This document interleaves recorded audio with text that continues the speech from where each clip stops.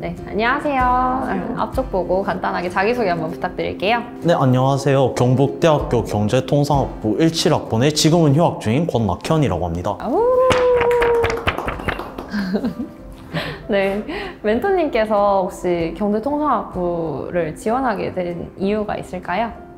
우선 저는 고등학교 때부터 이제 장래가 이제 통계학과 쪽이었는데, 통계학과 쪽으로 이제 자소서나 이제 학생부를 쓰다 보니까 뭔가 수리 통계적인 얘기들이 많이 나오잖아요. 근데 제가 또 선택을 문과 쪽으로 해버려서, 그래서 가장 적합한 쪽이 경제통상학부가 아닌가 싶어서 저는 경제통상학부로 살짝 노선을 변경하게 됐어요. 네, 그럼 재학 중인 학부에서는 어떤 걸 배우게 되나요?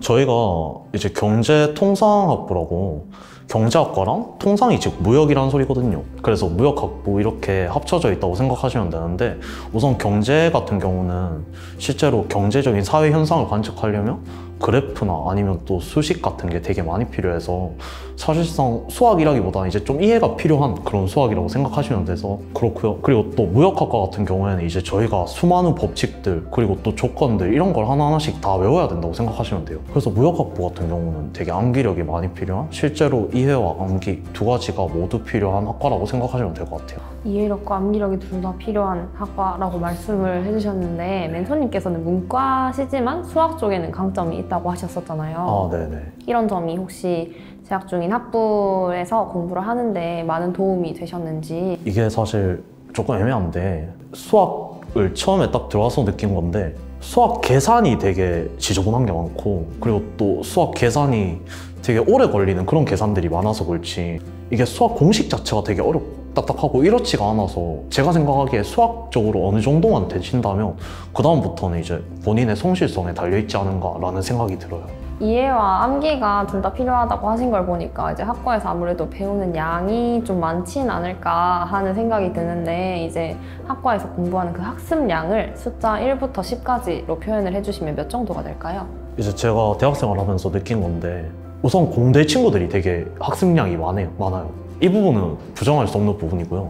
그 다음 저희 학과 같은 경우에 이제 문과는 제가 생각하기에 학습량은 거의 다 비슷한데, 이제 저희 학과는 이제 다른 타 문과에 비해서 굉장히 좀 난이도 자체가 어려워서 제가 생각하기엔 학습량 1부터 10까지 하면 6 정도 생각하고 있어요. 혹시 과제량은 어떻게 될지 숫자로 한번 표현해 주실 수 있을까요? 과제요? 일단 제가 대학 들어와서 제가 뭐 과제를 없는 교수만 골라서 들었는지 모르겠지만 교수님들이 대체로 전공 과제들이 되게 안 주는 편이세요. 그래서 제가 생각하기에 1부터 10까지 말씀을 하라 하셨는데 1도 아까워요. 한 0.5 정도 가겠습니다.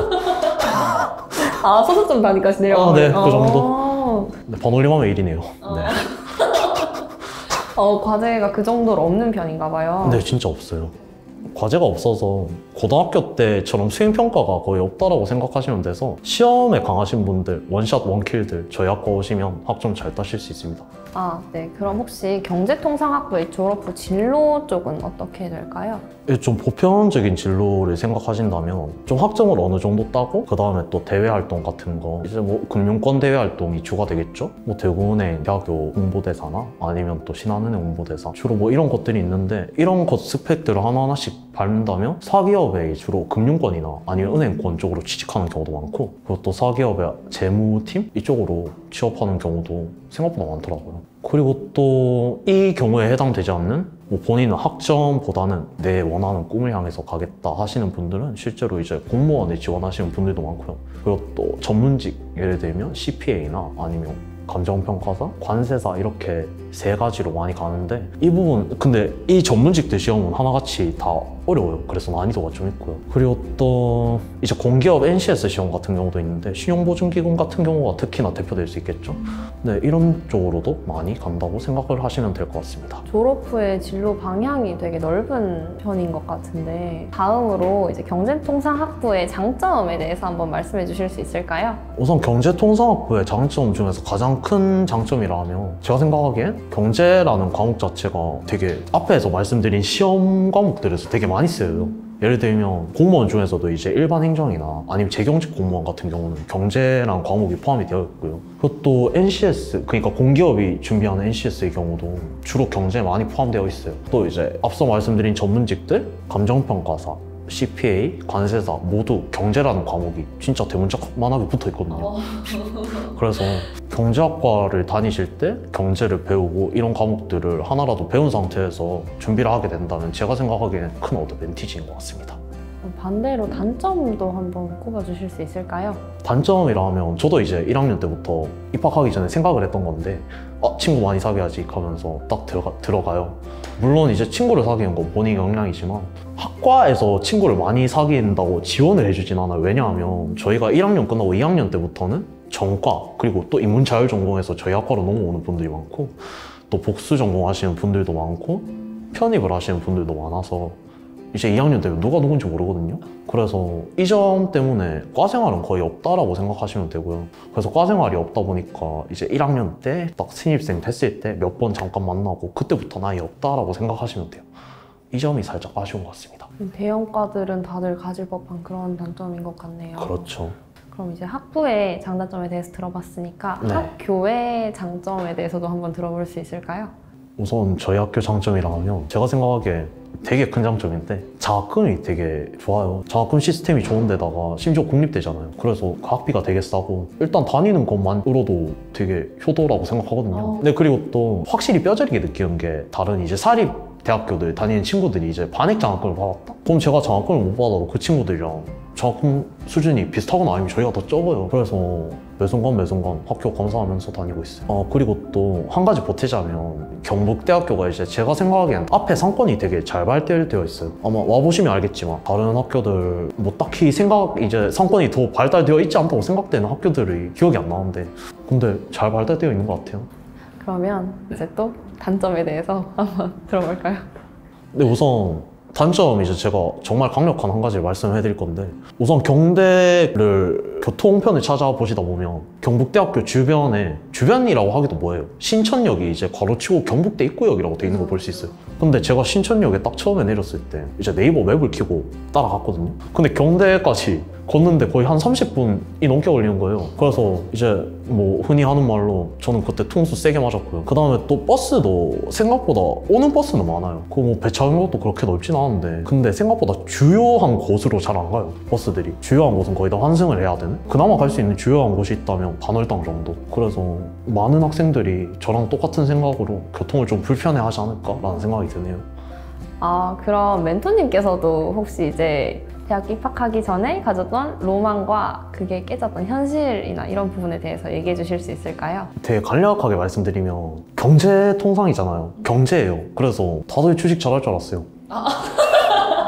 아니 뭐 주식뿐만 아니라 이제 다들 되게 돈수완 사업수완 다 좋으실 줄 알았는데 근데 일단 뭐 주식을 다들 성공하지는 않더라고요. 뭐 제가 봤을 때 성공하는 사람의 비율은 비슷한 것 같아요. 다른 곳이랑. 근데 경제학과라고 주식 잘하는 거 아니에요. 네, 그 점. 실제로 이제 경제통상학부 학생들은 주식을 많이 하는 편인가요? 아무래도 다른 학과 사람들보다는 많이 하지 않을까요? 아무래도? 주식 하시나요? 저는 최근에 하려 했는데 1월 달에 갑자기 떡상해가지고 다들 들어갈 진입 타이밍을 못 잡겠어요. 네. 경제통상학부라고 해서 다들 주식을 성공하지 못한다는 점, 이 부분이 현실인 것 같은데요. 네. 네. 이거 말씀해 주신 것처럼 이제 학과나 학부와 관련돼서 이제 재밌는 이야기나 이런 것들이 있을까요? 이건 뭐 에피소드 이런 건 아닌데 여러분들이 이제 오시면 자연스럽게 느껴질 건데요. 1학년 때는 이제 각자 경영이랑 경통이 서로 라이벌 관계를 유지를 해요. 형성을 해요. 그래서 1학년 때 이제 과생활 조금 있을 때 각각 과들이 각자 학과의 뽕에 빠져 살아요. 최강 경영, 최강 경통이 하면서 뽕에 빠져 사는데 근데 이게 2학년 때 되면서 방금 말씀드렸다시피 편입생 아니면 뭐 복전하는 사람, 인자재에서 넘어온 사람 이렇게 다 모이면서 살짝 퇴색돼가고 3학년 때가 되면 이제 경영학과 학생들은 경영학과는 이제 배우는 범위가 좀 광범위한 대신에 깊게 들어가진 않는 느낌이라서 경제학과를 보면 와 너네 전문적으로 배우네? 부럽다 이러고 경통 학생들은 이제 학과 수업이 이제 전문적으로 나가니까 어렵잖아요. 그래서 경영학과 학생들 보고 너넨 취업길이 다양한데 우리 왜 이러냐 이러면서 서로를 네, 서로를 이제 부러워하는. 근데 그냥 수학? 바뀌어요. 되게 네, 웃겨요 보면. 재밌는 이야기가 많긴 한데요. 제가 생각하기에는 여러분들이 이게 이제 머리에서 잘 그려지신다면 네, 입학하시는 걸 되게 추천드리고 좀 신기하네 했던 게 엑셀을 생각보다 많이 사용하세요, 교수님들께서. 그래서 과제 자체를 엑셀 결과로 제출을 해야 될 때도 있었고, 근데 이제 경제통상학부에 입학해서 그런 건지 모르겠지만 경제관념이 조금씩 생기다 보니까 지금은 이제 한 달 쓰는 돈의 양이 2분의 1로 줄었거든요.